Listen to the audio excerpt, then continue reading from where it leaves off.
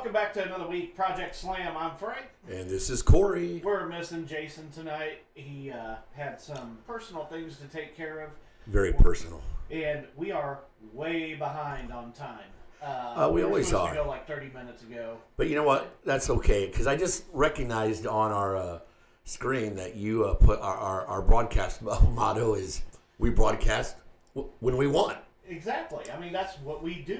I mean, it's... And you know what? It's kind of nice to be to have things in my life that aren't necessarily on a set schedule. But with that being said, Thursdays are supposed to be a set schedule. But with that being said, the cool thing is this is a podcast, right? Yes. So if you don't tune in when we're live, you can always go to the YouTube channel and pull up any show that we've done. You know, this past week, I'm glad that you brought that up pretty much right out the gate, because the reality of what we're doing here is we're on Facebook, obviously, through all of our media there. We're on Periscope, we're on Mixer, we're on YouTube, we're on Twitch. But the main thing, and I know on our screen that's right there in front of you, it's really promoting YouTube, Facebook and Twitter. Which, by the way, Project Gaming KC on Twitter, please go give him a follow. I have a story about that later. Right on. Yeah, I'm ready for a story. Yeah, but I think we're going to move more towards Twitch, because we realized as of last week that Facebook, especially, whenever we play music in the breaks and things like that, Facebook likes to basically take over our stream and say, we're going to mute you because you're playing music. That doesn't belong to you. Right. And it's like, I had a conversation with them this week. I actually was able to get a hold of someone with Facebook. Honestly, I couldn't even tell you their name. What they tell you that's just built into their automated system. Yeah, it's like, it's automated. There's nothing we can do. I was like, I could show you our licensing. We could show you the permissions given to us by the artists to do that. You know, they don't care. Yeah. They're gonna mute it, and it's like, well, that's not fair. We're media, and we're trying to broadcast, and we are a startup. We don't got tens of thousands of people watching us. We know this, and that's not even the point. The point is that we're trying to, especially in this show, and with our even our game streams throughout the week, and the different people that we've got, besides just me. Streaming are going to start whenever we take our breaks, to go wash our hands, or to get something to munch on or something. We take that 10 or 15 minute break, play some of these up and coming artists, and these artists that are trying to get some attention, but Facebook is not allowing us to do that. And that defeats the whole purpose. Exactly. And YouTube, we're definitely not getting rich doing this, but they demonetize us every time. Yeah, so instead of getting that little, honest to God, we get like $1 or $2 for a stream after people watch it and whatnot, unless they demonetize us. And yes, the artist is getting that money, great, so be it. But this stuff don't come free. No, and we're not trying to, like I said, we're not trying to make money off of this, but we don't want to move to the point where we're like, hey, we need donations, we need this, we need that. That's not where we want to go with this. No, we're not PBS. We're just, we want to be able to play radio for a while, get on the air, talk about things that our peers we have in common with, and we want to play some up-and-coming music. And so, you know what? If Facebook isn't going to allow us to do that. I just realized my mic was muted that entire time, so I hope people were able to hear me. Let me know in the chat.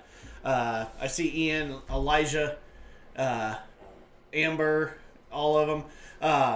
They're talking about the same thing. In the chat now. With as far as they did the same thing. They mute them because there's music. Okay, we'll use Madden for example. Well, there's music in Madden, but if that goes across, you're going to get muted, and you can't even talk to your watcher. Anyway, so where I'm going with all this, because I'm getting way deep, is Twitch seems to be the only one that's truly streamer friendly, and I think that's what we're going to really start pushing to. What about YouTube? YouTube demonetizes, which, okay, for now, I don't care about that. It's $1 or $2. Let the artists have it. But as far as our primary source that when people ask where to watch, I think we're going to start saying Twitch is the best spot. Right. Just because of what we're seeing in the early stages, all of this could change. And thank you, Amber. You heard us. Steven, how you doing, man? But so we're going to change that up there where you see YouTube for Project Gaming KC. Please still go follow these places, but also on Twitch. Find us out there. Well, I think it's fair because I hear this has got you really riled up. It does, because I want to be able to do what we intended to do. Well, no, you've put a lot of time and you put a lot of work and a lot of money in building this studio and getting this ready. And these last few weeks, keep in mind, folks, this is our third show. And so... It's only our third show. Yeah, we're still learning, like, what's going to work, what's not going to work. And so, and that's really me talking to you, Frank, because I can tell that you are frustrated because things aren't necessarily going off without a hitch, but that's okay because as we move forward, we're going to get it figured out on what works best for Project Slam as well as Project Gaming. And when we get all the kinks ironed out and we figure out like what the best way to get this out to the public, and I don't think we're that far off. Yeah, I really don't. So we figured out that Facebook isn't going to be a good platform. So hopefully everybody tonight. No, it's great for people to find us for now. Right. And we're not going to cut Facebook off after this week. That's not what we're going to do. No, but we're going to let it be known. Like if you're listening in and watching on Facebook tonight, beware and be ready. It's limited in its time. That when we go to break and we play music, there's a good chance you're not going to hear it. But if you want to hear the show and see the show the way it's supposed to be experienced, then hop over to Twitch. Hop over to Twitch. So it's Project... I'll get that for you after the break. This is bad that I don't have it in front of me. I thought I did. I've got like literally 17 screens in front of me tonight. Like I said, Jason is out tonight. He normally flies this plane, and I'm just trying to figure it out and see if I can do the best I can. And really quick, remember, when you need that extra pick-me-up and you don't want the extra calories, Red Bull sugar-free. It's what Strat Geezer drinks. All right, back to you, Frank. Wow. Okay, I never saw any of that money. Well, I just get free Red Bull. We'll be right back.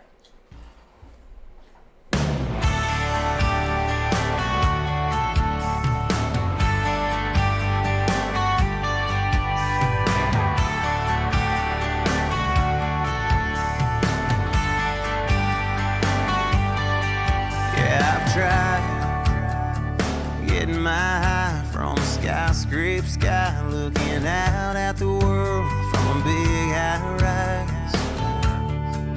And I try living in the sun with a little rumbos where the tan lines move to some reggae drums. But the concrete jungle, the clear blue coast only got me jonesing for a big old dose. Pothole dodging down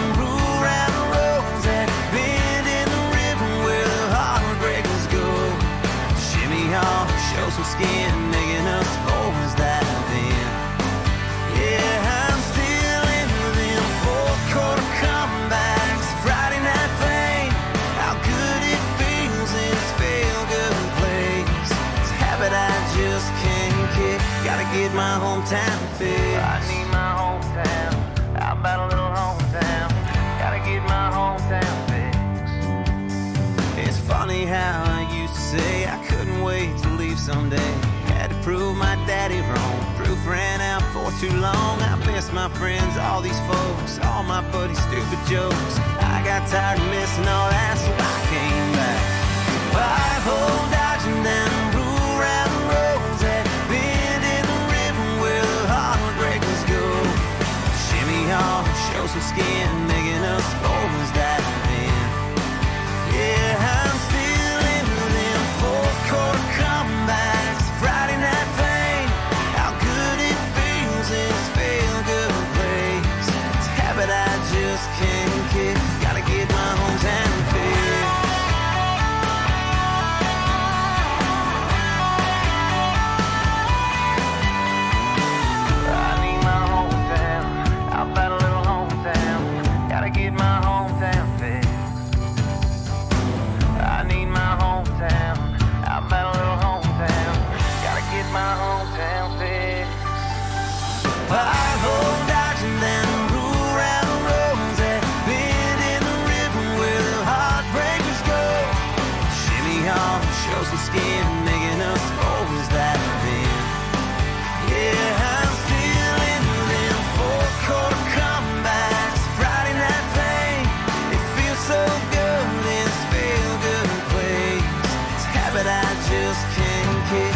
get my hometown fix. I need my hometown.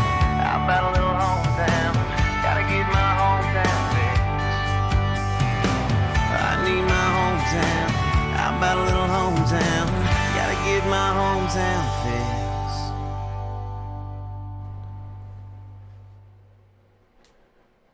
Project Slam, we're back here in the studio. I'm Frank, I'm flying the plane tonight. And this is Corey, drinking the sugar-free Red Oh, jeez.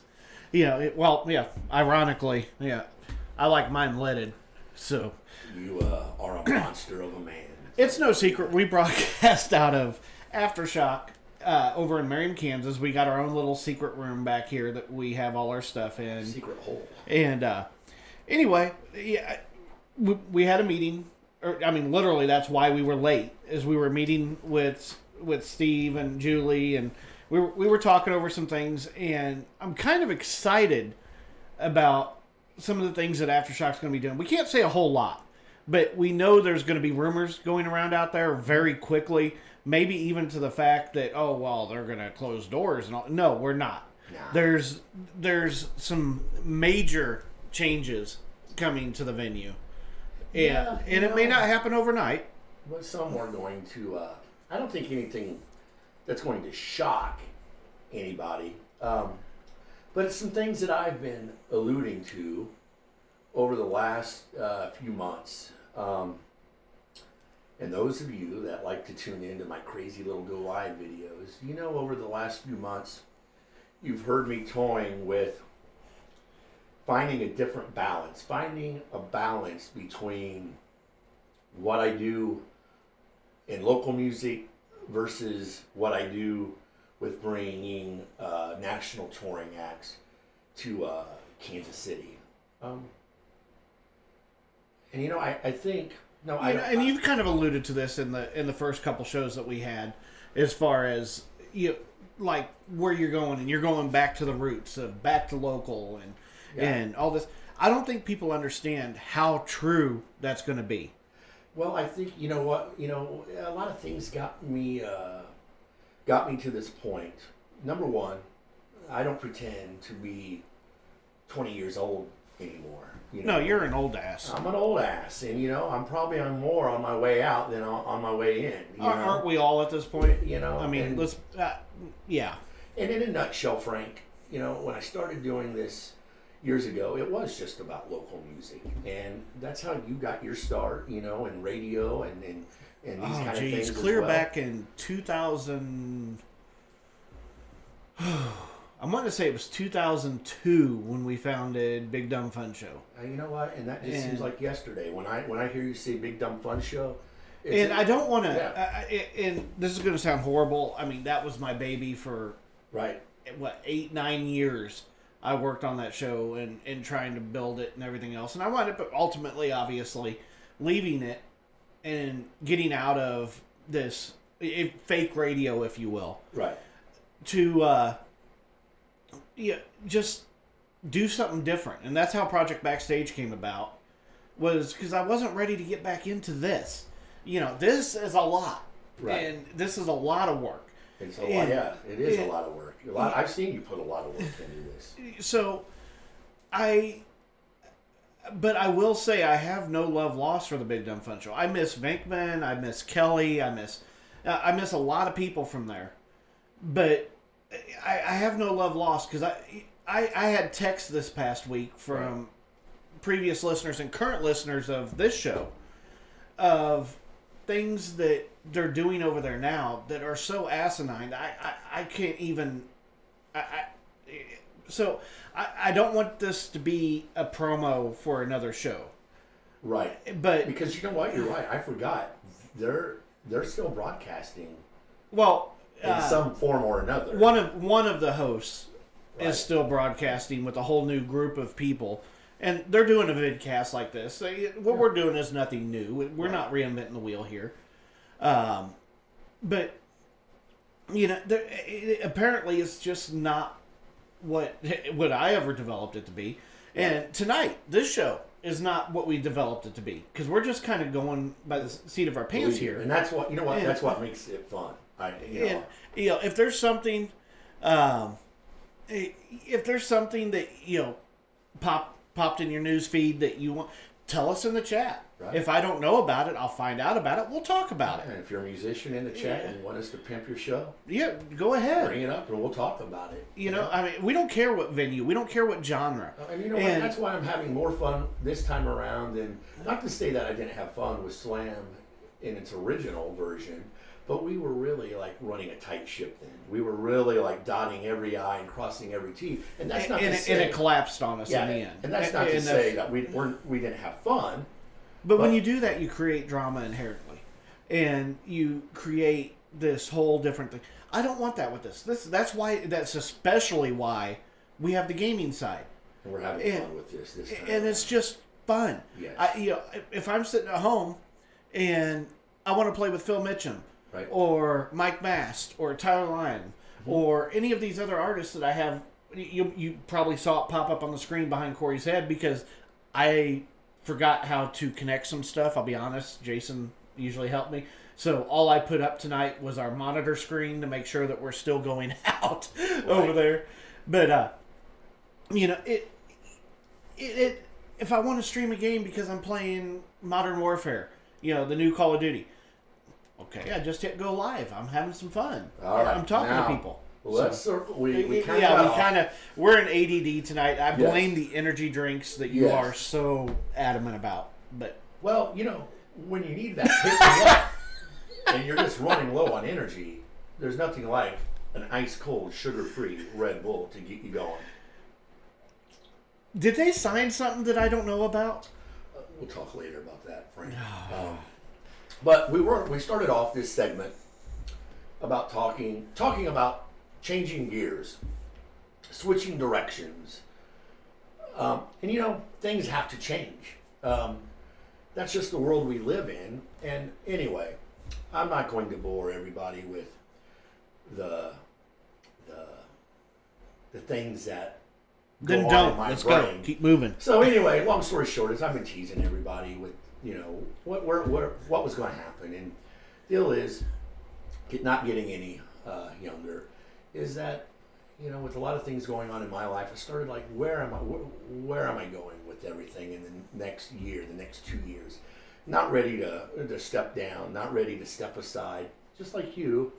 But recognizing, I thought I was 4 years ago. Right. I stepped. We did the final award show. Right. I thought I was done.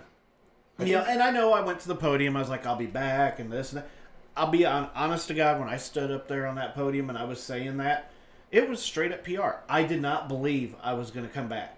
I've had a lot of life changes, and I have a lot of stuff going on outside of here, as you know. Yeah, I do. And with all of that, why do I want to go back? I get beat up for trying to be good and to trying to help people. I got beat up and kicked and talked about and this. I mean, if you're doing something like what we're doing here, creating a vidcast or a podcast because you think you're going to make friends, you are absolutely wrong. That's not what happens. No, that's not what happened last time. It was great. It was fun right out of the gate. Next thing you know, we had haters, people burning our banners. I mean, and for no reason but beyond they weren't us. They weren't. And I know that sounds conceited and pompous, but that's really what it came down to at the time. Yeah, well, it's a hard lesson to learn, and whether it's this or anything you do in life, you can't please everybody. And the lesson learned is you just focus on the people that that do support you and that you do bring. If we got 10, 12, 20 viewers, yep, great. We love you guys. We're not worried about the other people that aren't watching. We want to kind of center around the people that do give us their time and do watch us and work with them to build a show that they want because they're the ones that are here. Well, and that's something we never did last time. We kind of always went with, well, we're going to do it our way, and people will just conform to it. Right. And we built, the last time around, we built a show. It was successful. And we had big numbers. Yeah. Big numbers. But behind the scenes, we weren't happy. No. When those mics went off, we almost got to the point where we didn't talk to each other. Right. And so it's about fun. And hey, Nick, how you doing, man? Going back to something like this, it's a lot in the way of like live music and venues to where, you know, since Slam went off the air, how many years ago? And I know this is kind of ADD radio. Yeah. I want to explain to the people that are watching us, but we've never really talked about this. And we don't want to go a year into this and then try to look back and make it look like we're talking about sympathy. No, we're going to put it on the table for you now. Yeah. What we're doing now. Yeah. But since Slams went off the air, we've heard how many times, you know, if you had a nickel for every time you heard from someone like, oh, bring Slam back. Yeah, I still get the messages. It's like, it is back. Did you not watch last week? I mean, it's right. But and that's the funny thing. It's kind of like I said, whether, you know, it's Slam radio or a venue or, you know, I mean, local bands, local musicians can probably sympathize. How many people, in theory, say they support you and they're going to be at your next show? But if they don't buy that ticket and they're not committed to be there, they're probably not going to show They're not going up. to probably be there. And, you know, and it's the same for like this, you know, like venues. Whether you're talking about Aftershock or the next venue, you know. And that was something else last time. Yeah. That what led into this whole conversation was we were talking about Aftershock and how it related to Slam. Right. And last time, if it really didn't happen here, or if it wasn't bands that were here, or bands that we play, or however, if it didn't revolve around us, we didn't touch it. Right. And we don't want to be that way anymore. We don't care if you're playing Riot Room, if you're playing Cafe Acoustic, or if you're playing Voodoo. Honestly, I've been out long enough. I don't want to say a venue that's not here anymore. Right. So I'm being real careful on my choice. The Outhouse, the Lone Star, Hurricane, the Shadow. Yeah, Right. but you know, but we want to be more inclusive. Just like in that last break, we played country. Right. We would have never have done that last time. And it's a nice change. You know, and that excites me. Yep. And I truly believe if I could feel the excitement, the listeners and the watchers. I have to remember saying the watchers. You know, sounds maybe like they can feel. Yeah, I know it's kind of scary, kind of creepy, but it's what we said. I've said, of course.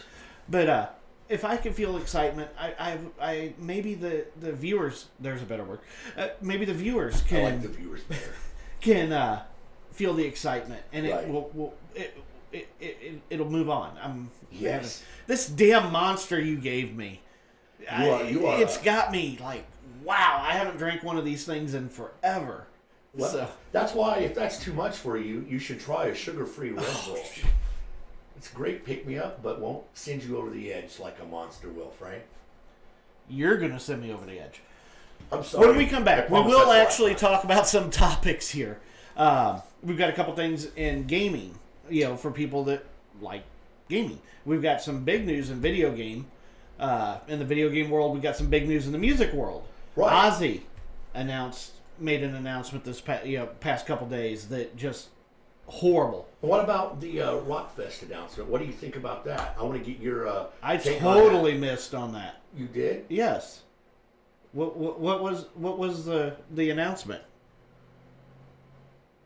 Oh wait, there hasn't been one yet. I'm sorry. I thought there had been.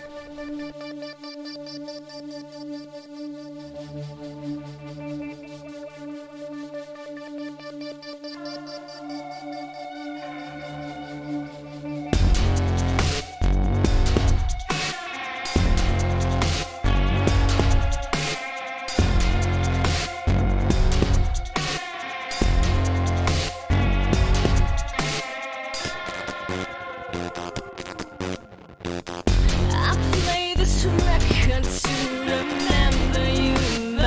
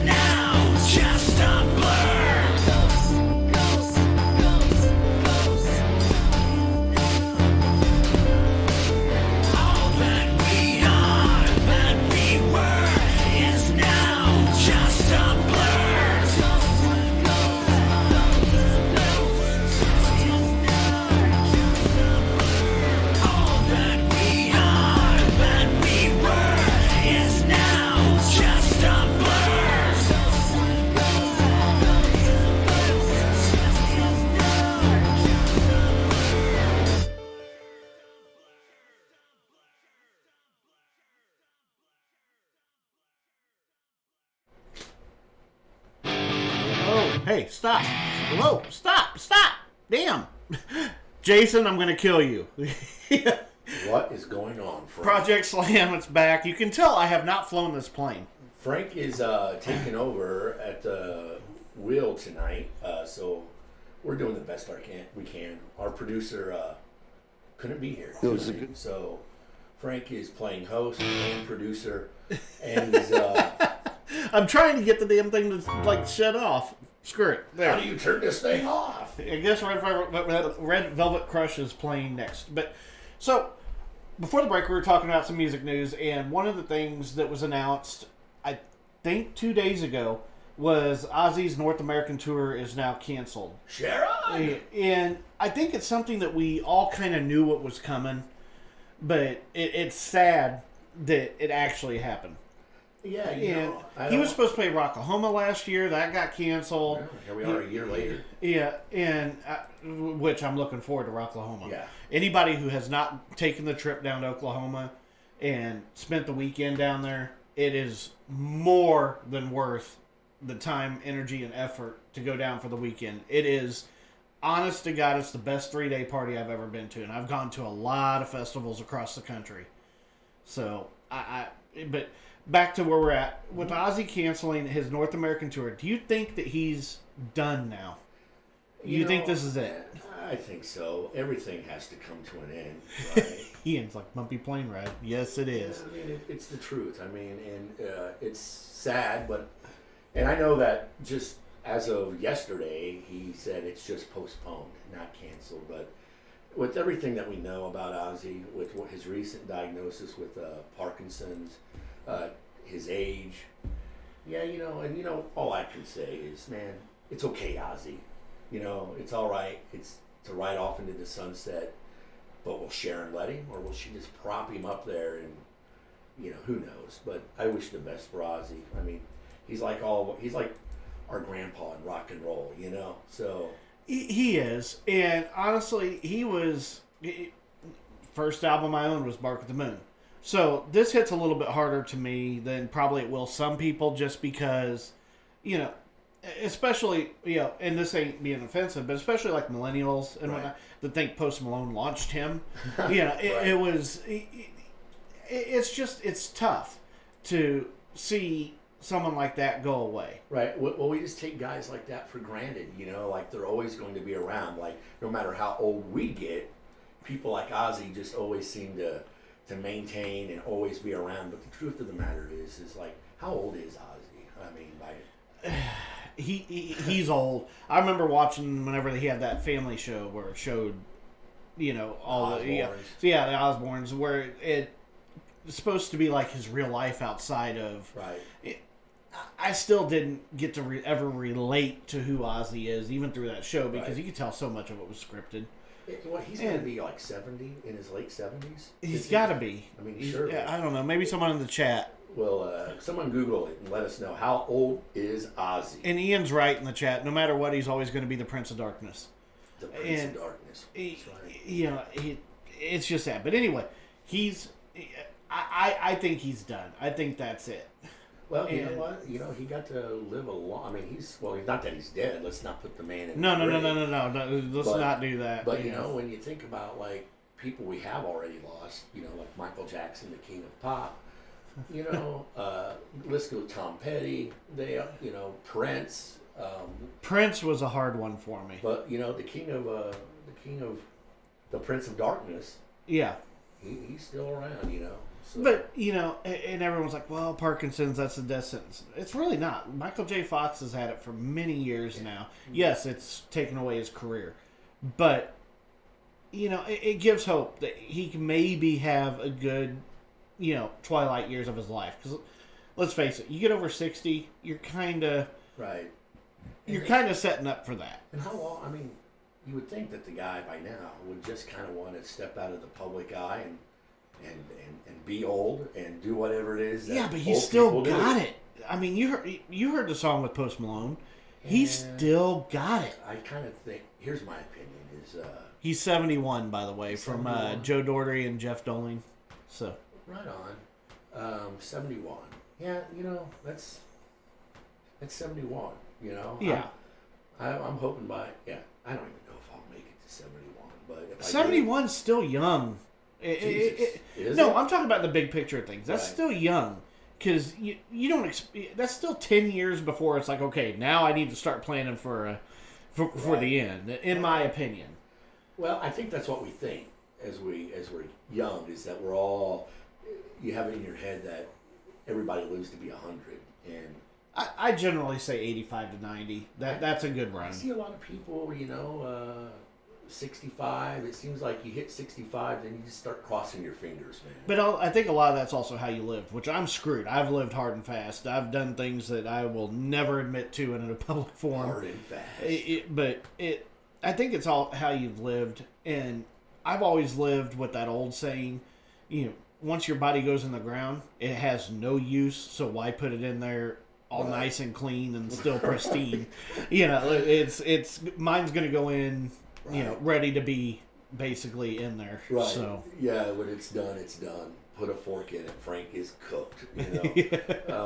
But you know what? More power to Ozzy, and may Ozzy live another 10 years. But you know what? I've seen Ozzy, and I've seen Sabbath with Ozzy, and so Ozzy, go do what you need to do. Go and feed the fishes. Go feed the ducks. What the hell are you talking about? Sorry, I forget. Your Italian background. Sorry. Yeah, they have a whole different meaning in my head. I mean, go feed the ducks. Go play some shuffleboard. That's like saying I'll put a horse head in your bed. Right. I mean, there's. Right. So, I'm sorry. I forget you think a little bit differently. But what I meant is, go be old. Go play some bingo, Ozzy. Go enjoy it. I mean, yes, it sucks that us as fans won't get that one last. Well, we'll wait until he's dead, and then we'll bring up the hologram tour. I was getting ready to say they're doing Whitney Houston now with the hologram tour, and I don't dig that at all. Hologram tours in general, or no, not at all. I think it's just tasteless. It is. It's profiteering in my opinion. Because you're listening to a CD with dancers on the stage and a hologram of the star that you want to remember. I just think it says a lot about us, the people that will pay for something like that. And big money.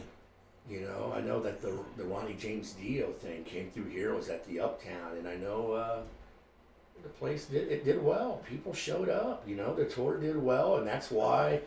And I think everybody, the guys in the ties. I asked the chat room to communicate. Is hologram? Are we the minority here? That the hologram tours are, in my mind, asinine. I would never spend the money to go see an artist that passed that I enjoyed in a hologram. I just don't get it. No, Frank, I'm with you, and God forbid something were to happen to you, I can tell you wholeheartedly. No one would pay to see my fat ass up on that stage in a hologram. Right. That's not happening. I'll tell you that now. This is Corey and Hologram Frank here on Thursday nights. Project Slow. No, I wouldn't do that. Only the comps would show up, and only maybe 5% of those. Right. So what do people think in the chat room? I can't see it. Nothing yet. You have to remember how much of a delay we have from when we talk to when it goes out. But but this kind of brings it back around to what we were talking about in the first segment. With the changes of Aftershock and things that you're going to be doing differently. Yeah. And a lot of our influences and people that got us into music, they are getting old. Yeah. And they're not putting out music anymore. Even Motley Crue, they're still touring, surprisingly. Right. But they're not putting out any albums. Well, if they are, they haven't been worth a damn in a while. Let me say it that way. And then on the flip side of that, one of the things I think you and I were talking about earlier was the shrinking size of the local music scene. I mean, it's still local music. But see, I argue this point consistently with you that I don't believe that the musicians are shrinking as far as like the bubble of them. Right. I believe that they've moved into different areas of reach that we don't see because all of our Facebook, you look, it's if we have someone under 25 on there, we feel a little creepy. Right. So you have all these, 18, 19, or even like 10 years ago when you had the 15, 16-year-olds coming up, starting their band, 18, 19, 20-year-olds. And I believe that we just don't have those anymore. Because first off, that generation's not on Facebook where we spend a whole lot of time. Right. It's on Twitter, Instagram, TikTok. I still haven't figured that one out. If anybody can explain TikTok to me, is it basically a new Vine? I don't know really what TikTok is. So I don't want to download the damn thing until I actually can understand what it is I'm getting into. I didn't even make the. I'm still trying to make the transition. God, that over makes to me Instagram. sound old. And I seen just this week you're trying to make the transition over to Twitter, and I'm like, yeah, Frank. Well, it's time to go to Twitter, the boat, buddy. It's time to go to Twitter. Yeah, I think Twitter's already kind of a has-been. Not has-been. Maybe. I don't know. Just because Donald Trump's using it doesn't necessarily make oh my God, that still guy. relevant. I think from what... we don't talk politics on this show. From what my kids tell me, Instagram is really where the youth I'm not is pro. residing. I have to tell this story now that you brought up All right, Trump. And it's not politics. Don't worry. You don't have to tune out. But because honestly, I'm neither Republican, Democrat. I look at what a politician's doing for me and my lifestyle. Right. And that's how I make a decision. I don't care what color they are. I mean, red or blue. Let me clarify. Orange. Yeah, orange. I don't care Orange. about any of that. I care how is their policies directly affecting my life. Right. That's all I care about. And because that's my vote, and that's why I cast my vote for what's affecting me. No, that makes sense. That's the way it should be.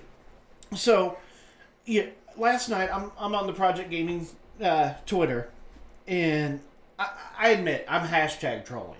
Because we got like 14 followers on this thing, so that it's pretty bare out there. Right. You just say whenever you open a new account on Twitter, it's kind of lonely. Right. So I'm hashtag trolling, and last night was the Democratic debates.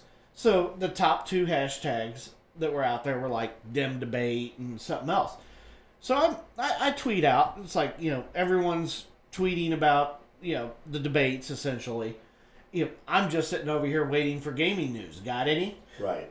It didn't take 2 seconds because I used the top two tags on Twitter for me to get direct messaged or DM'd at least 50 times attacking us for not being Democratic. Yeah, and not a Democrat, but not being democratic and about the process and about this and about that. And I'm just sitting there, I'm like, what the hell? What I didn't bash on anybody about this. I was making a joke that I'm looking for gaming news. I don't care about this other stuff. I'm not watching the debates now. I'm going to wait until... People are very sensitive, aren't they? I'll be honest, I'm not the type that goes and votes in these early elections anyway. Right. Yeah, because Missouri, where I live, has such a small, pool in the decision of who's going to be the Democratic candidate. I just don't go and vote. I don't feel like I make a difference in this stage in the process. Let's make that clear. You vote, but just not in the... And not in all these stuff. Right. Now, whenever it comes to the general election, I'm there. Right. But I'm also going to listen to both candidates. Once we know who's actually running, I'm going to actually, go through the process then. But right now, I don't care about these Dem debates because, you may only have 3 on a stage one night and 2 on the next night. And how do you know these 2 from this night and how they battle against the 3 the first night? Well, you can't. It frustrates me. So I've given up on this whole, early on voting thing. So, but I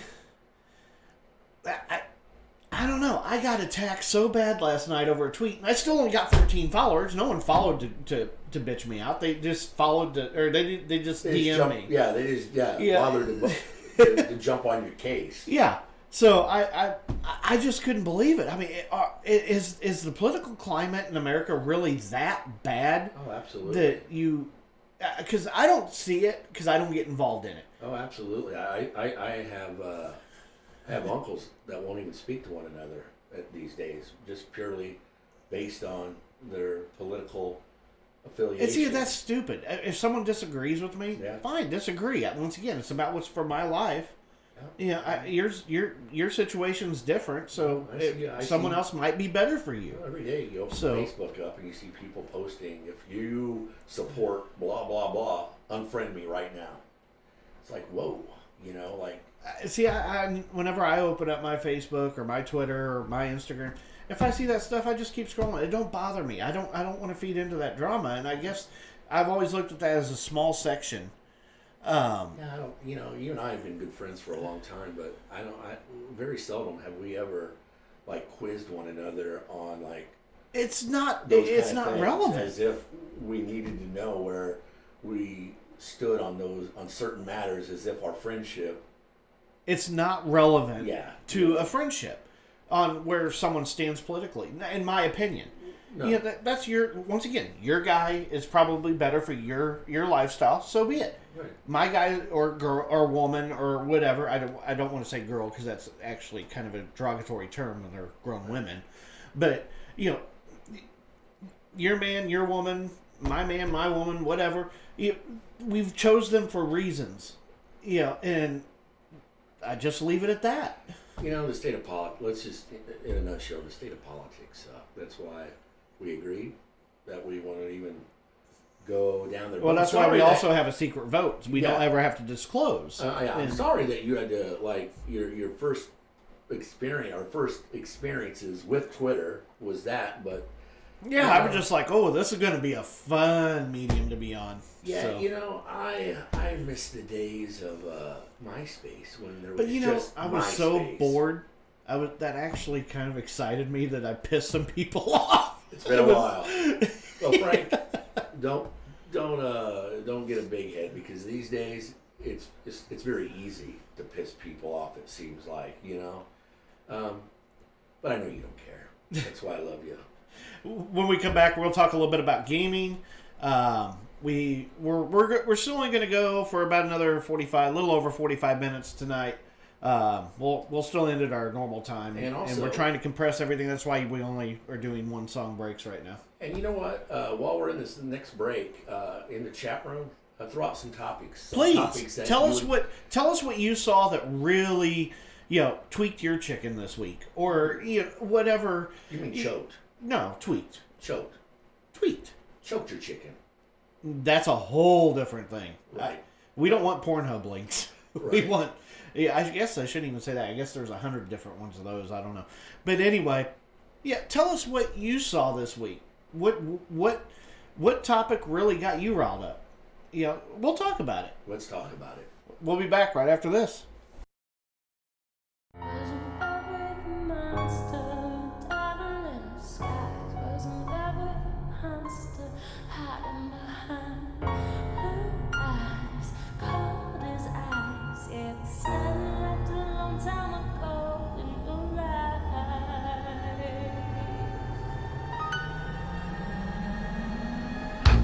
Time you say my name, call my phone, look at my face, it was so bittersweet. I can tell what it is you wanted from me. It's behind the truth and dreams and lies all your whole life. Was in love with a monster, devil in the sky. Was in love with a monster, hiding behind the blue.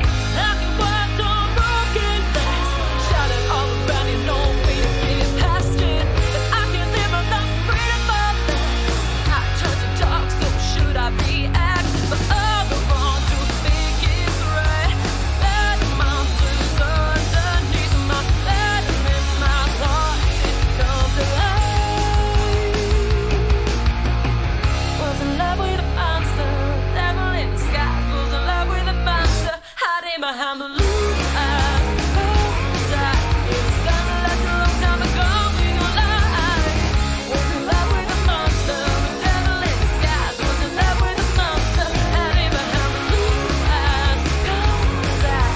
It sounded like a long time ago. We gon' lie. Whoa, oh, whoa, whoa, oh. Whoa, oh, whoa, whoa, oh. Whoa, oh, whoa, whoa, oh.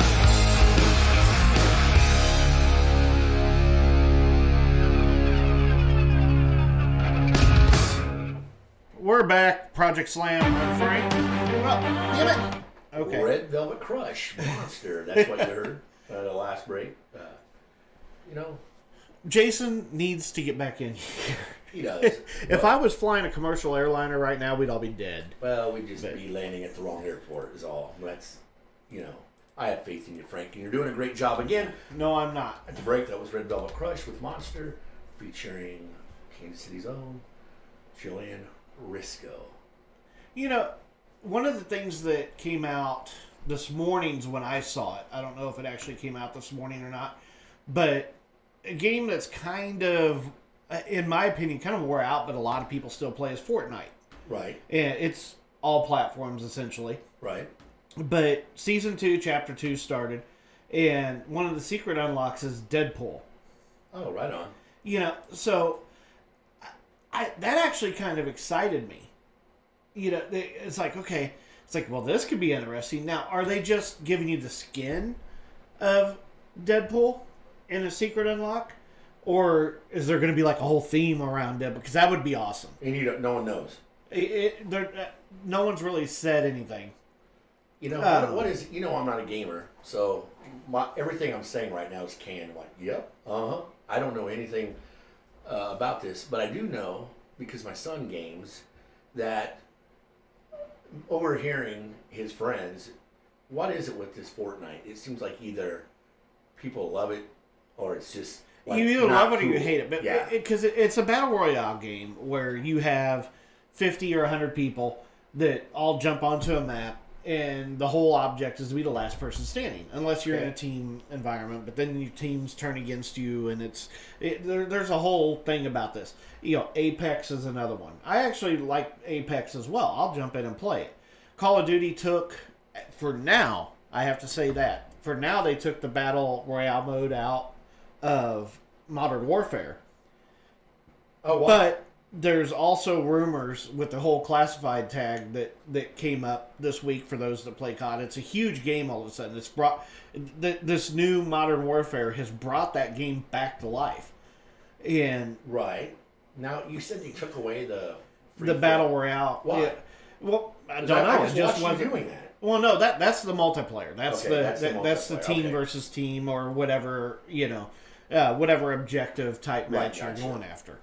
But the thing with Call of Duty Modern Warfare is there's this classified tag that showed up this past week with the latest update, and everyone's like, well, what's this? Because you can't get into it. Right. Well, there was a tweet that Activision reportedly went after heavily because it was supposedly a screenshot that's the placeholder for the next Battle Royale, that they're going to drop that in the next patch. Right. But right now it's a big Season 2. It's still at the front of it. Where people are going through their battle pass trying to get all their stuff done for Season 2. Because you only get like 90 days, 65 to 90 days right in there to get all this done for a season. Then you have to go to the next season. It's complicated. It's really not. It's actually very, very basic and simple. Frank, but for those of you out there, Frank's like really trying to lure me into the gaming world. Well, you've got Call of Duty. I do. You've got Modern Warfare. I just don't have the time, man. Well, you'd be surprised because you can sit down and play Modern Warfare for 15, 20 minutes and then walk away and leave. That's not how my brain This works. isn't World of Warcraft where you sat down, you were there for days. I called into work over that game because I wanted to get this raid done, or that almost destroyed my life, that game back in the day. Frank, when the internet launched, I'm talking back AOL days, I learned a lot about who I was and what I'm about. There were times where I would spend... Was it the chat rooms that got you, honestly? Because that was the big thing then. Well, and yeah, let's call it, let's call it the chat rooms. Well, because I remember AOL days, and God, that really dates us, to be honest with you. AOL and Prodigy and all of that was the chat rooms. Because, that early on, I was with a girlfriend at that time, and really didn't have a life outside of her. Right. So that was my life, I hate to admit. Oh, this was before texting. Yes. And so all of a sudden, it was as if the world was just opened up. Not only people... Jeff Dolan says one of the songs on his CD is about Fortnite. Our singer is a gamer. Oh, right on. See, that I see, and that's where I know where you're going to go with this. Because when we first launched this thing, Corey was all over me about I don't understand this gaming thing. I don't know why we're doing this. Because you're not a gamer, right? And to your credit, that's why.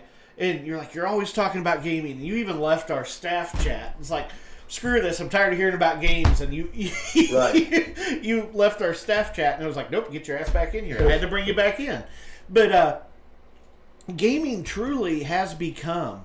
The average gamer in the United States is 35 years old. Right. So it's no longer a teenage industry.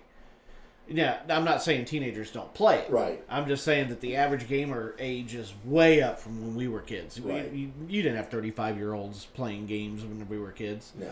But, so, it seems like gaming is kind of the center... around Fallout is another game. Oh my, yes, Dalton, that is a. I'll tell you about Fallout. You would love Fallout, right? But and it's neat to hear. But gaming is the center that it's of everyone can kind of relate. Unless you're not a gamer, but even you, not being a gamer, not being someone who wants to play games, you still respected this is something that's kind of cool. I'm going to listen to it and see if I can catch up. I want to game. When I went out and bought that. After sitting here in the studio and watching you and Tyler and Mitchum and all these guys that I know engage in, I went out and I bought it with the intent of learning to play. I tried to put you on camera and so that I could take a vape, and I put myself on camera. I apologize. But anyway, the deal is I know if I go down that road, I'm going to get sucked in. And there's just not enough hours in a day for me to get everything done when it comes to Aftershock and Stratgazer and my responsibilities to my family and then trying to have a personal life. Because I know if I start gaming, everything else in my life is going to go to shit. I'm going to be the guy that spends 24 hours gaming. But I can understand what you're saying though, because if you don't, it's just like anything else. You have to do it in moderation, and Fallout 4 is arguably, and I'm going off of what Dalton said in the chat room. What Fallout 4 is awesome. New Vegas was my favorite. 76 is okay, but getting better with the new Wastelanders coming out. And Wastelanders, the expansion to Fallout 76. 76 at launch, which is the newest one. Right. It had so much hype going into it because it's like a new Fallout. Fallout 4 was amazing, but Fallout 76 is kind of an open world type game, and it was garbage. It was just garbage. The hit markers were way off. The animals were just way overpowered. You had no chance if you got attacked by something. And I'm trying to stay very limited in my verbiage, because I don't want to turn off someone that doesn't understand this. Right. So for the gamers that are in the chat that understand that I'm being very elementary on this, I'm doing it intentionally. Right. Now you're worried that you're coming across as a noob. As a novice gamer. Right. So, but all these gaming, it's just like anything else. Whether it's drinking energy drinks or whatever. You just have to, take it in moderation. It's your relaxed time. Yes, you're going to give up TV time, or you're going to give up time that you usually spend doing something else. Right. But gaming to me, it's kind of got out of control, because I find myself getting off work, going home, starting playing a game. whether Call of Duty's my newest thing. I can't wait for Wastelanders with Where's Fallout 4 or Fallout 76. Is it? Oh, she's sitting on the couch like, well, are you ever coming in here? It's like, yeah, I'll be in here after this match. That's at 6:30, right. And come 9 o'clock, I'm going to bed. Bye. Right. I find myself getting into it a little bit too much, so I've got to find a way. But it really is. Gaming is my escape from reality. Right. And I'll be honest, I've played a few games where politics and different things were injected into it, and I'm immediately turned off. I don't want anything of reality in my gaming. I want it to be that fake world, that imaginative, like with Final Fantasy. Final Fantasy 15 was kind of awesome. Actually, almost shed a tear. I'll say almost shed a tear at the ending of that game, because if someone hasn't played it, I don't want to give out spoilers right now. But that's another, the whole Final Fantasy series. There's a couple that are trash, but 99% of them are just absolutely just amazing. Now, as a pre-teenager in the 80s, I lived at the arcade. Every single quarter that I would come into my hands went into a Pac-Man or a Donkey Kong or Frogger machine. But my son, he hates it that I won't game with him. And is he looking forward to Cyberpunk 2020 coming out? Have you heard that? I don't know. Studio. The Republican National Convention is calling. We will not answer that call. Wow. But here's the deal: is and then. Oh, Final Fantasy VII. Can't wait for it. It seems like there's so many buttons, Frank. I was from an era of gaming. Oh, the two buttons and a D-pad. There was a joystick and maybe two buttons. And then when my son throws me his controller. But you would be shocked how fast your mind wraps around that controller. I had the same thing when I bought my Xbox 360. I was like, what do I do with all these damn buttons? I'll just start with the basic game to get used to. And that's what I did, is I started with the basic game and got used to the feel of the controller. Then moved into a little bit more. You have to kind of back up to go forward. And you can do that with some of the emulators that are out there that have the older games, or even a backwards compatible game. But here's what I say. I tell him when my son's like, "Why, Dad? Why won't you learn these games?" I'm like, "Well, son, Dad's hard drive is all but full, and I got to be careful at what I use the leftover space for, But that's why you get a console, and that's the next thing that I want to talk about. Is the whole thing right now is the next gen console. You have Xbox and Microsoft, coming out with their next one, Project Scarlet, and then it's called something else. I forget what they keep calling it this time. It might be Scarlet, but then you have the PlayStation 5, which that was the most boring reveal of a logo ever. Watching that at the last game convention. For the PS5? Yes. All they basically did is erase the 4 and put a 5 in. Oh. And it's like, that was it? That was the big news? Right. And then Microsoft comes over the top. It's like, well, here's our processor. Here's this. I mean, just totally annihilate.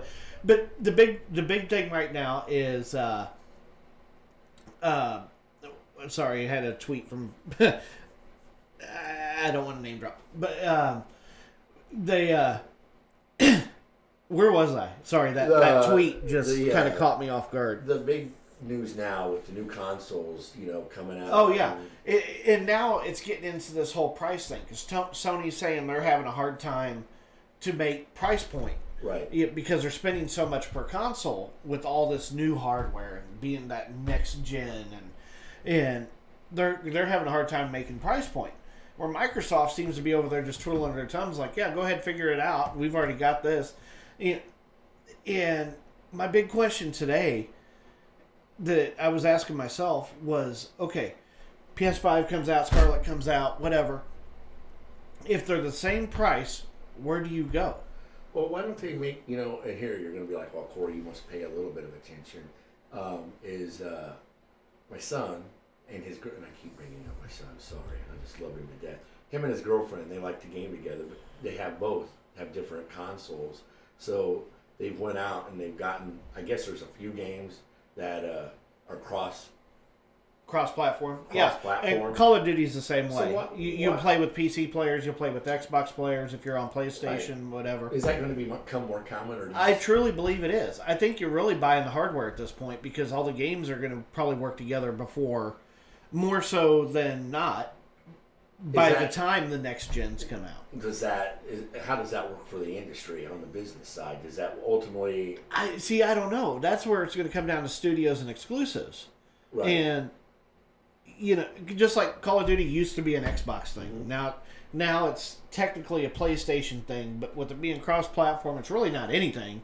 It's kind of everybody's. Well, will one company ultimately end up as the sole survivor to where there's only one gaming console that's universal? I don't think that'll ever happen because they need the competition back and forth. They need that rivalry. Well, then it's probably best that they don't put out these cross-format games, correct? And now you're going to get into an area that you will get beat down by gamers because this is something that we've begged for years to have. Yeah, but ultimately, doesn't that... But then create a scenario where ultimately one of these companies is going to fold? Well, no, cross-platform is actually, in my opinion, causing the development to be higher for the console makers, like Sony and Microsoft. We're not even talking about Nintendo right now because they're kind of on the outside. Like we're gonna let you guys battle this out, and then we'll show you what we got. If all games hypothetically become cross-format,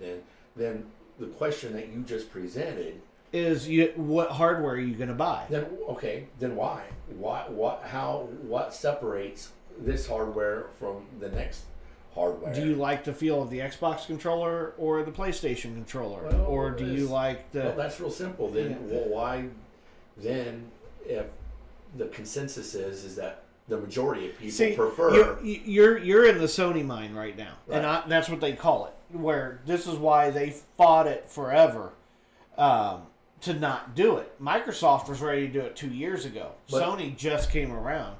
It was because, if we go cross-platform, we have nothing separating us. And, if all their friends are on PlayStation, then they can only play with their PlayStation. And the prices are comparable. Usually, like at launch last time, Sony destroyed Xbox. So why because of $100 price break over the Xbox One. But ultimately, if it just comes down that the only difference really is between consoles is which. It's like Dalton says. For me, it comes down to playability. I prefer the controller of the PlayStation. It's what I've played on since the first PlayStation. I've tried Xbox and I just don't like it. But if it comes down to just control, and now understand, I'm presenting these questions from someone that has. This is a virgin gaming mind here. I'm just thinking. So if it comes down to the controllers, why don't they just make the controllers universal to where it doesn't really matter what deck you have, it's just what controller you have? There's that argument too, and I honestly think Frank, let me ask you, what make as a gamer. Yeah, let's take the controller out of it. The console itself has its own feel. And I know that sounds asinine. But when you're playing a game... your favorite game. Yeah, playing your favorite game. Name it. Right now. Like Call of Duty Modern Warfare. That's what I'm playing the most of. If I play it on Xbox, it has a whole different feel. Not just the controller, but just the responsiveness of the game, how just... the fluidity, everything, it has a different feel. So you're telling me you could take your favorite controller, and hypothetically you could plug it in to any console and play the same game with your favorite controller. You're telling me that it's going to feel different to you. And I would like Dalton and anyone else that's listening in, chime in. I mean, I'm curious. I have to say yes. You made me think on that for a minute, and I apologize for the pause, but I don't want to give a bad answer. But I think ultimately, yes, you're right. It would, because it just you have different software also in these consoles. How they handle streaming, how they handle party chat, how they handle. I mean, there's so much more to the console than just playing the game anymore. But the technology is so advanced. Like, why? For me, it's hard to believe that it's not the same technology. No, that's the whole reason why Yeah. you buy Sony over PlayStation. Or Right. that's why you buy Sony over Microsoft. It's because of like. But why hasn't someone taken a third party, and been like, you know what, Nintendo? We're going to take everything that people love about the PS and what people love about, and we're going to put it all in, And then Zero add in to your it a little box. bit. That's Yeah. what Nintendo did with the Switch. Okay. Yeah, I mean, not to the degree that you're talking about, but they said, okay, you want a handheld game, but you could also play it on your TV, but it needs to be portable, and it needs to be full graphics, and it needs to be Wi-Fi, and it needs to be able to be USB-C, and it needs to have all these different things. Okay, fine, we're going to build this, and that's what they did. And how did it lack? What was the complaint? The lacking is in the party chat, but that's also by design because Nintendo is also targeted towards the younger generation versus Xbox and PlayStation with your 35-year-old average gamer. Right on. So that's where it lacks because you have to have a cell phone to do your party chat. Well, and the theory is, or the thought behind that is a 12-year-old won't have a cell phone to be able to party chat with another 12-year-old that has a cell phone. Yeah, that controls the age inherently. Right. Even though 12-year-olds do have cell phones now. But the point is that inherently would help control that. So, yes, I even have a Switch. So, You have everything. I really do. If it's out there, I try to buy it. Then for PC, you have Steam. That you get all your games through. Right. And, that's a whole nother thing because now you're into what you built that you want to game on. Right. Same game, just what did you develop to play on? So that's what I'm saying. Gaming can get very, very immersive very, very quickly as far as life, but you have to control it to some degree. Again, I don't know if I have the time or the hard drive space up here. But you have a for all console. this. You got a PlayStation 4. Yeah. You have Call of Duty Modern Warfare. You Yeah. have a son that's willing to teach you that, hey, this button does this button does that. You're doing this wrong. You're doing this right. You take a shot.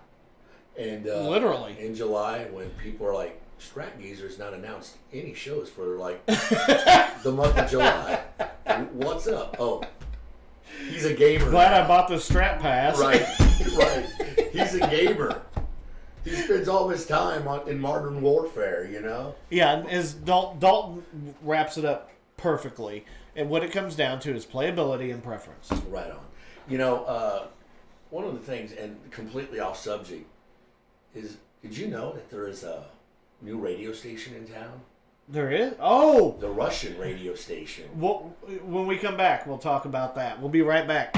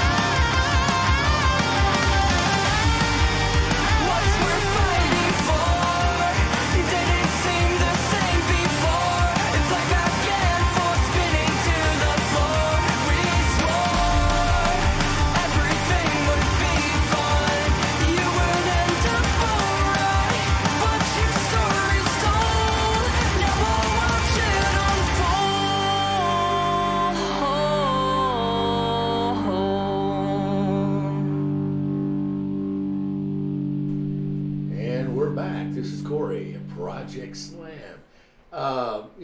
If you're a musician and you're tuning in, you got to make sure you get us your music. Just for instance, Frank is over there freaking out because he's like, I want to play some Mad Libby. We don't have any Mad Libby. And I'm like, how do we not have any Mad Libby? And I said, go to Spotify. Yeah, it's like they're not on Spotify. I can't find them. I'm like, surely Mad Libby is on Spotify. Maybe I need to put a space in this. No, that's... Anyway. They're not that band. Well, Frank looks for Mad Libby on Spotify. Let me remind you that when you're hungry and you need a snack and you don't give a damn about sugar intake... Really? Krispy Kreme. It's the snack of Strat Geezer. Anyway, before we went to break, we were talking about gaming. You know what? How come I don't get any of these damn snacks? I'm coming around. Well, I don't know. People just give me snacks. I don't know. You look like you need a snack? I think people think I look like I need a snack. Okay. So, but anyway, we were talking about gaming, and I'm coming around, and the more I talk about gaming, and I'm around you gamers, the more I want to know, the more I want to know, the more I want to game. Well, we also talked about a new radio station that's popped up in Kansas City. Our friend Daphne, who's in the chat room, she's the first one that brought it to my attention. And I thought at first it was a joke until I went poking around. And it's true. There is a Russian radio station on the FM dial and the AM dial, which is... Well, it's funded. It's funded. By Sputnik. Russia. It's called Sputnik Radio. Yeah, which that doesn't say Russian at all. Right. I mean, that's... Right. But it is, it's backed and funded by the Kremlin. And it was something that Putin is behind. And, I have to admit, now, why? I don't know very much else about it than that. I don't understand, besides propaganda, obviously. Right. For who? That's what I'm saying. For what? I don't understand it. And this is hard to talk about, but it's like national news right now that Kansas City has a Russian-owned radio station, which I think is funny because the jazz station that downtown blocks them. Is doing everything they can to block the signal. Right. Which I'm not sure how that works either, because if the Russian station is truly licensed through the FCC, which that would be... that would be amazing, knowing how hard it is to get those licenses. Right. But they can't legally block the station like that. But is it slanted to the left? Is it slanted to the right? What's the angle? Okay. Well, it depends on who you ask. Right. Because if you ask, a Republican supporter, they're trying to get Democrats in. If you talk to a Democrat supporter, they're trying to get Republicans in. I don't understand. First off, I haven't listened to the station for 2 seconds of my entire life. Right. Unless maybe I was passing through and it stopped on scan and I just hit the button again. That's maybe the most I've listened to it. But so I'm kind of in the weeds here talking about this station that I don't know anything about. It's entertaining just in the news of itself that Russia, the Kremlin, can own radio stations in the United States, because that's where this is going. Right. That in itself is disturbing. Well, I did listen for a while, and I was convinced I was picking up on subliminal messages, and so I quickly turned the dial and pressed another button. Dial. How old are you? I have to agree with Ian. I'm so glad I'm an independent. Yeah. So, but yeah, I think it's weird, I think. So you did listen to the station? I did. What were they? Were you seeing it right slanted, left slanted? No, I couldn't pick up on that, but I didn't listen long. I think why it's getting so much attention, especially with people like. Well, I think in the Forbes article, it was talking about where the Kremlin funds it. But they don't, the station manager or something along those lines was saying that Russia doesn't control the content. Now, I have a hard time with that claim. Oh, we fund it, but we don't influence it. Exactly. We're going to give you the money to do whatever you want to do. Right. We just want the station. Right. Right. Oh, boy. So, but it's interesting, and I think and yes, if you're outside of Kansas City and you're hearing this, you're probably like, well, what does that have to do with me? This is, I truly believe this is the start of their network. I think they might have 2 stations other places, is what I read. Is this part of a proxy war that's going on? You know? Well, and I've always said that, for the past 5-6 years. Yeah, exactly. Tristan Lipsch. If Russia don't control the content, why are they buying it? Why buy it? Yeah. So, I've always said that the next world war isn't going to be boots on the ground like unfortunately we're dealing with in other countries right now.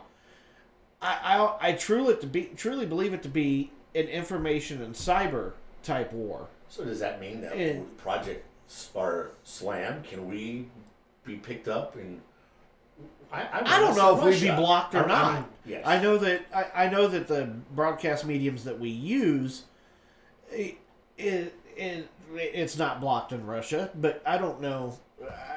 I don't know. But then again, the American government's not funding us.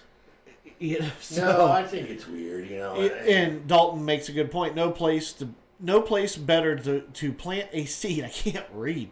No place better to plant a seed than in the heart of the country. I agree. And well, if you're trying to get the center out, but what they forget is L.A. and New York hates us, so no one's going to listen to anyone from Kansas City when the president don't even know where the hell Kansas City's at. Yeah, but you know what? Places like L.A. and New York aren't the reason why Donald Trump's president either. So I mean, there's to say that we don't. I mean, I don't think you were saying that. Yeah, we don't matter, but I guess we do because Yeah, I don't know. I'm real careful right now because we're going to start venturing into a political conversation versus Russia versus America, which everybody can agree Russians suck. But well, I'll tell you what. Rocky Balboa kicked the crap out of the Russian team. And no, we're old school, man. We grew up ready for Russia to drop the A bomb on us. Remember? I mean, well, all that happened right before really. I can remember anything, but I remember the Cold War. How old are you? Yeah, I'm old. Right. Same here. I remember the Cold War. I'll say it that way. Do you remember?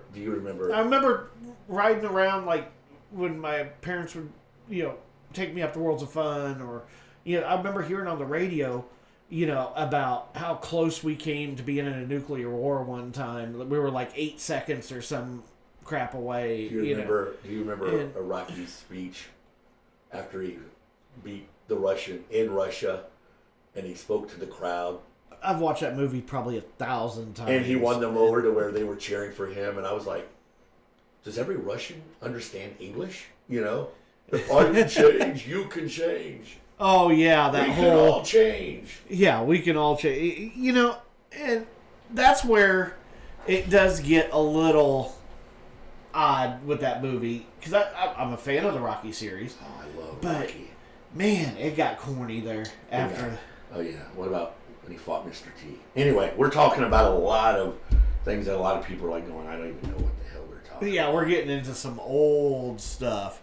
But anyway, Dalton, Russia is very smart, though, and should never be underestimated. I feel that we as a country underestimate them more than we should. I think he's right. Thanks, Ian. I'm older than him. Yeah. No, I would agree with Dalton, and I don't want to sound like one of these. Well, no, Putin, because you watch Putin. Okay, I say this when you watch his news conferences and stuff that they'll put on the news, right? And you listen objectively, which is hard to do whenever you're dealing with a country that wanted to kill you 20 years ago. They probably still want to kill us. And but he's He's very elegant. He's very convincing. He's very suave. He does have that whole presence to him. That's like, okay, this is someone I would, that if I didn't know better, that this is someone that I could see having a beer with and having pretty intellectual conversation with. Or riding, and then you remember who you're watching. Or riding a horse shirtless with. Oh. I remember that. Oh, but so Fabio. Russia is just mad because they are the bad guys in all of our American movies. F them, Tristan. Right. We'll send Rambo over there. What about the Superman movie when Superman grabbed all the nukes? Yeah, you know what? I forgot about that. I'll be honest. I didn't even remember that. I do. I remember that. No, I remember it, but I totally forgot about that. That's from Jason, by the way, who is supposed to be sitting right where I'm sitting right now, but decided to flake out on us tonight. Well, he's missing all this free pizza that Domino's sent over to us. So thank you, Domino's. Yep, Domino's sent us the pizza. We had Wing Street send us the wings. So we got to give a big shout out to them. And it's just me and Frank here eating 4 large pizzas and 30 We're on wings, video so. now. You know this, right? Yeah. Well, okay. Yeah, it's all behind you. Screw it. So. Yeah. But obviously, we came into tonight with no real plan. We just wanted to actually kind of get back onto a schedule. We've kind of missed every Thursday. Jason, I had an anal exam. But anyway, he... and he gave it to himself.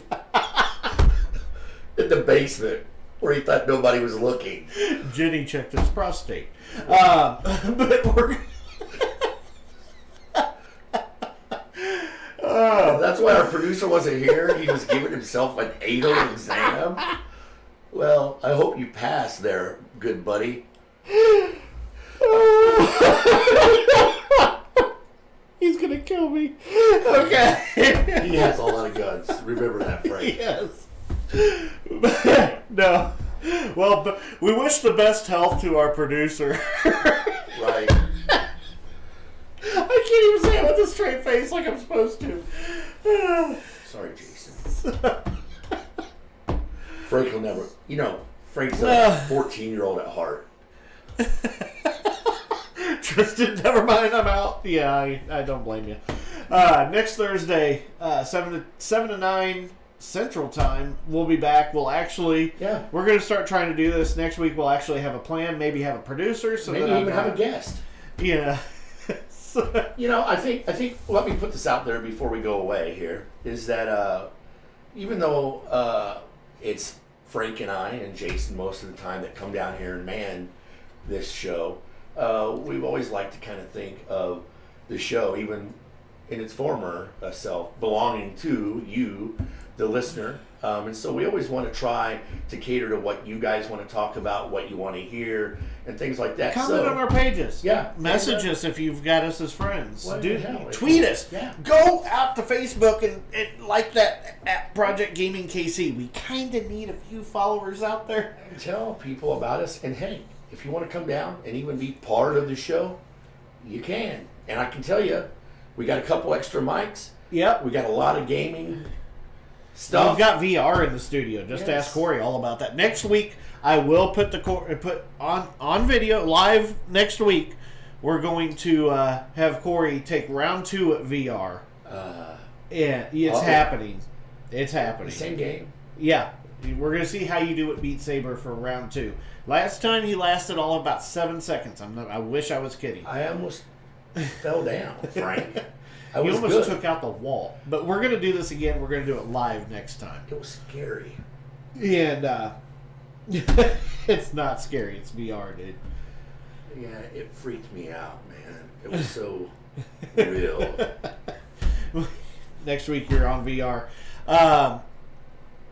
And I forgot what the hell else I was saying. Oh, also for ProjectBackstage.com, if you want to be part of a game streamer of Project Gaming, we have Project Sam, we have Project Gaming. Project Backstage is our main website, ProjectBackstage.com again.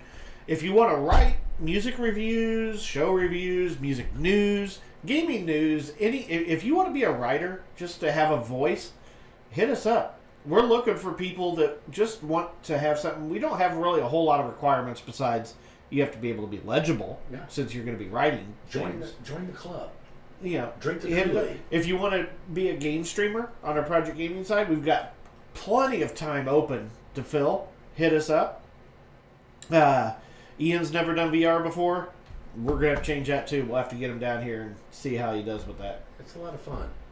But anyway, seriously, we're looking for people to kind of join on the team here and use our network and put your stuff out there. You know, we want to build something kind of cool for a bunch of people, and we're not trying to be selfish.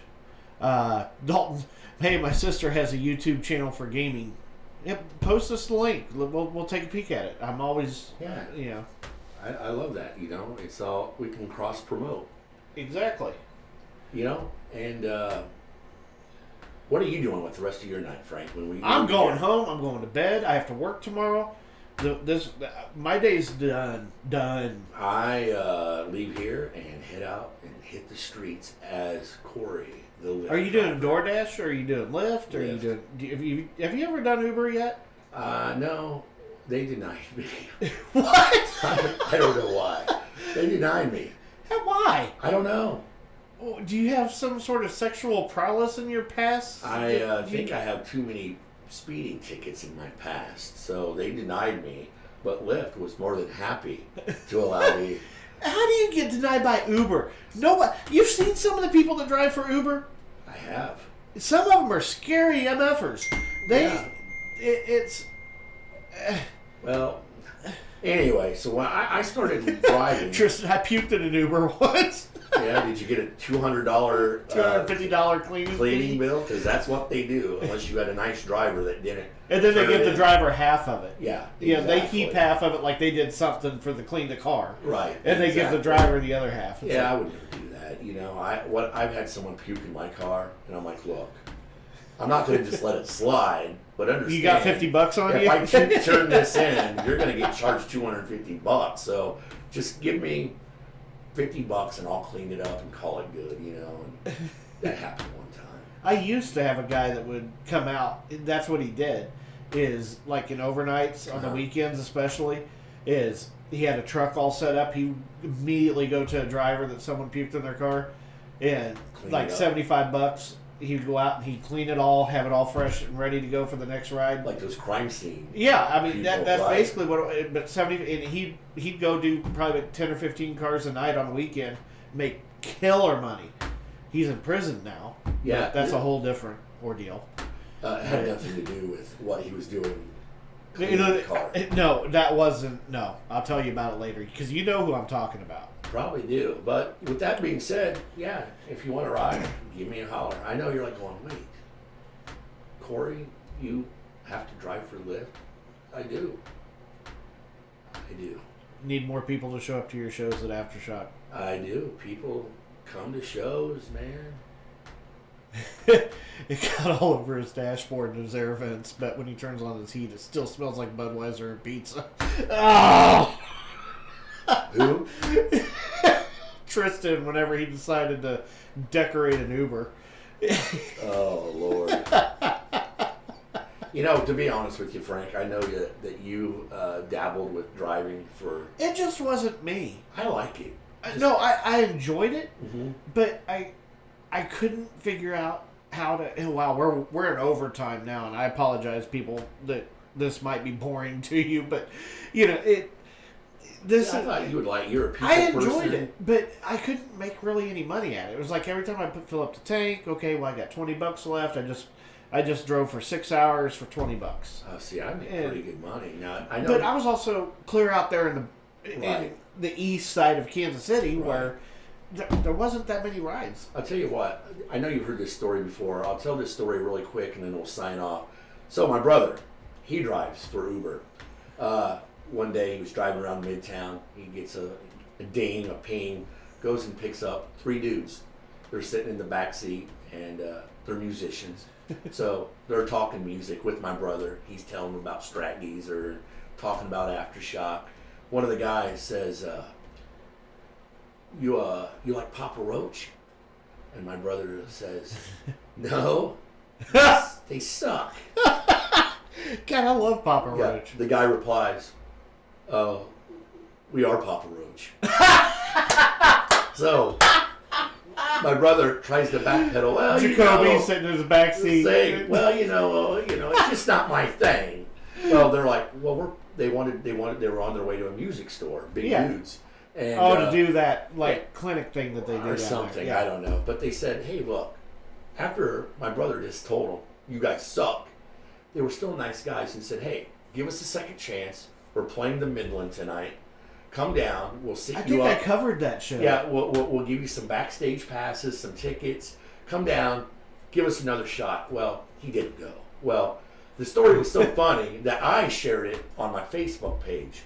Well, then Jennifer, Jennifer that used to do the morning show with Johnny Dare. Yeah, JJ. She went over, Jennifer Johnson. She went over to, I believe it was 102. Yeah, who knows what? Well, honestly, that's she saw it on my Facebook, and they do a segment once a week called Tales from the Road. So she hits me up. She's like, hey, would your brother be interested in coming on the morning show? He's just got to call in and tell that story. We think it's hilarious. So I hit my brother up. I'm like, dude, Jennifer Johnson wants to have you call into the morning show and tell your story about your Papa Roach story. He's like, oh, I'm not interested. I'm like, please do it. And you can indirectly give a shout out to Aftershock and Stratgeezer. So I talk him into it. He does it. A day later, I see my brother. And he goes, hey, I got something to tell you. And I'm like, what? And he goes, the whole thing about the Papa Roach thing. I'm like, what? It didn't happen? And he goes, no, it happened. It happened. But he was like, I've done some research. And after all, he goes, I didn't really know who Papa Roach was. He goes, I thought, he said, I had him confused with Smash Mouth. Oh! So, he said, so when they said, do you like Papa Roach? All I was thinking was the band that sung the Shrek song. All-Star. All-Star. Yeah. So he goes, actually, now that I know who Papa Roach is, they're not too bad. See, I've always been a Papa Roach fan. And I know there's people that don't like Papa Roach for whatever reasons, whatever. Right. I don't miss a concert when they come to town. I mean, I don't chase them around the country like that type of fan. But I've always liked Jacoby. I've always liked his story. I've always liked his, just how everything has developed with Papa Roach. Yeah. And the music is always that smash the pedal, well, they're good. Pump up music. No, I remember you, one of the years that I didn't make it down to Rocklahoma, that you came back and were just like, man, they really know how to work a crowd. Oh, man, I know we're way long, but Rocklahoma 2014. Right. I'm going to go with 2014. It was they had a day spot, and they were probably fifth in the lineup. And at this point, I liked Papa Roach. Really didn't know who they were. Whatever. But I'm watching all these other bands go up, and they're B bands, maybe C. Right. But they played right after Queensryche, so it wasn't. They were pretty deep in there, right. So it wasn't. Right. They were playing after Jim Bob and his guitar. Right. But he and the crowd's dead. It's got to be 100 degrees on this friggin' place, and the crowd's just dead. They're all just chill out. And Jacoby comes out, and they play their first song. Crowd still nothing, and you can see him on stage like, what the hell? It's second song he runs through it, high energy, right? Just doesn't match the crowd at all. But it's just like that's going on the stage, and this crowd's just like, flatline. He jumps down in that crowd for his third song and starts running around, and he just started doing whatever. He started playing Murder, and started getting into some songs that were really popular at that time. By the end of that set, that place was turned out like a headliner just went on. Yeah, I've seen him live, and he turned that place over. And Ever since I was like, okay, now I need to know more about this guy. He just did something that I've never seen done before. I just think I've got to know more about this guy. They were just one of those bands for me that ended up on, it seemed like every bill here in Kansas City forever. To where, you know. Only band I truly hate is Five Finger Death Punch. That's metal to shave your legs to. But who says that? Tristan. Oh, that's funny. It wouldn't go see them if they were doing a free show on my front lawn. There's a lot of bands I feel like that. You know, I think Five Finger gets a bad rap, but that's just me. I saw them before they really became big. When Mayhem 2008 whenever I actually got to sit down with the guys, and they were cool then. I know that they've had some demons since. But again, for me, another one of those bands that just seemed like they play Kansas City every 3 months. You know, there's a thing called Burnout, and I just, you know, there's so many bands from the last decade that I'm like, you know. For a while there, I kind of got burned out on Godsmack. They were here all the time. Godsmack, Hailstorm. Yeah. And Lizzie's awesome. No, awesome. You know, a lot of these bands are good bands. I got tired of the same show. Because they can't develop that many shows that quick. No, it didn't used to be that way. You know, you were lucky if your favorite band came around once every 2 years. But, you know, the deal is it built up a little bit of hype and anticipation. And by the time your favorite band came around, you were so ready to see them. And now, it's just, there's, you know, it's kind of cooled off. But for a while there, it was just the same bands just kept coming, you know. Oh yeah, it was just nonstop, and that's all the playlist was in Kansas City too. It was like all these same bands. It just and you know, And I just think that there was. And I'm glad that some of these. But here's the problem: Kansas City until X105 or 105.1 the X has come around, and granted, that's not the perfect station for rock fans. I get that, you know. It's an alternative rock blend. It's not really. It's a blend. It's not an active rock station. I like the station. I'll listen to it. It depends. It's a blend. And, you know, they play alternative rock. They play active rock. They play metal. They play a little bit of everything. Right, but that's what I'm saying. I understand it's not the perfect station for a lot of people because of the blend. Like, because true rock fans really don't care about the alternative. But you know how this works. Right. But now that they're here, we're actually hearing some of these up-and-coming bands that we never heard before unless we went to satellite radio or the internet or whatever. They're actually getting some exposure because, and no offense to any other station in town, but they kind of got into this rut of the same thing over and over every single day. We never heard something new. You know? Right, and that's not to say, you know, what I've learned, you know, is... your favorite? Nothing But Thieves from Jessica Banks. I was still living in KC when Shinedown came through 5 times a year. I do remember that. Shinedown was here all the damn time. Good for Kansas City, but overexposing your market is a thing. I'm so glad people have recognized Kansas City as a place to stop on the tour. That's a very good point. Right. Yeah, but Shinedown, that's another one. I saw that they were headlining something like Rocklahoma or something one time. I was like, why? I'll wait until they come here to the Midland again, and I'll just go see them for $20. Why go to the festival? But Jessica's point exactly. They overplayed here so much that whenever they were going to be at a festival and do the bigger show we were just done. Well, and unfortunately, I think it works against the band because then people like, you know, it's real easy to say, well, you don't like a band because it's just of oversaturation. Yeah. You know, too much of a good thing is bad. And let's face it, Five Finger Death Punch played here a lot for a while. Yeah, that's the truth, you know. But yeah, I mean, we can get into all this, but this is also why go see a local show, even if you've never heard of a single band on the bill. Go see a local show. Yeah. You might not like it. You might. But what are you going to be out? $5-10? You know, get with me. Here's my deal. Going into 2020, I really want to get back to the local music, you know. And not that I'm going to quit bringing national acts to town, but I think you're going to notice I'm going to be a little bit more pulled back from that just because I feel like I've been missing out.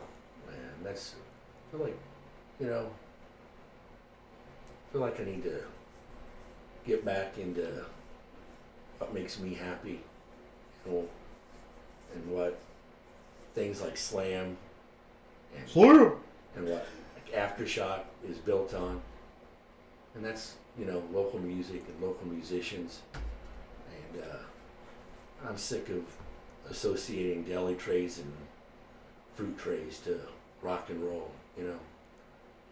Sick and tired of catering to people's egos and making sure that people that don't give a crap about me or my venue or my people, I'm sick of catering to those type of people. I'm going to be a little bit more select at the national acts that I bring in and give my love and my energy in 2020 to local music. And when I say that, I mean not just shows. I also mean Slam. Now, we've heard this before from you. Yeah. Where it's like, hey, I want to go back to my roots. I want to do locals again. I truly believe this time you mean it a little bit differently. Well, and get into it a little bit here. I got to be honest with you. The things that make me happy and the things that bring stress to me are like night and day. When I get to sit and listen to people play music and that have created this music that I consider friends and consider family, it's when I'm happy. Like right now, to sit with you in this studio that you put all this time into, and we play local music and we talk to our friends, and we're here in the heart of Aftershock, and it's when I'm happy. When I do these awesome shows at the Voodoo with nothing but 5 locals and 700 people come out, I'm happy. But when I'm running around town chasing down deli trays and veggie trays, and then they're not good enough, and green M&Ms, and picking out green M&Ms, and I'm being told cut your local band to 20 minutes, that's the source of most of my unhappiness anymore and the stress in my life, and I'm just ready to cut that crap out, man. Life's too short, and I just want to focus my energies on what makes me happy. Sorry about that. Frank, say something happy. Show's over. Are we really over? I think we're going to actually cut out. I said this 22 minutes ago, but let's go ahead and cut for this week. We have a lot to build on for next week. And support local music. Support your local this venue. weekend, if you're bored on a Friday or Saturday night and you're sitting at home, and this is anywhere, Kansas City, anywhere, and you're sitting at home and you're doing nothing and you're watching the same old rerun on TV, stop, and if you got $5 in your pocket or $10, that's all it's going to cost you. Go to a damn venue. See if you find a band that you like. Do something new. I guarantee you, whenever you pull up, you're going to be thinking, I don't know any of these people. This is kind of whatever. I do the same thing. It's going to be a different experience. Local shows are not violent. Contrary to this whole, it's a love fest. Stigma from the 90s. The people in this scene will accept a new person as fast as they accept their friend. I guarantee you.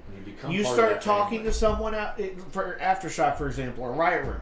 You start talking to someone that's there. Hey, tell me about this band. I've never seen them, and they happen to know them. You're going to get an earful of nothing but about this band, and you're going to improve a social life for $5 or $10, and you might find a new artist that you can latch onto and look up and listen to and enjoy. And most importantly, I think, and I don't want to speak for you, but I think I speak for a lot of people, that it even goes then beyond the music, is that you become part of this extended family. And man, the reason why it's honest to God true, because everyone's like, well, yeah. You're I've had people tell me, well, you're unapproachable. You got too many people around you, and I'm intimidated.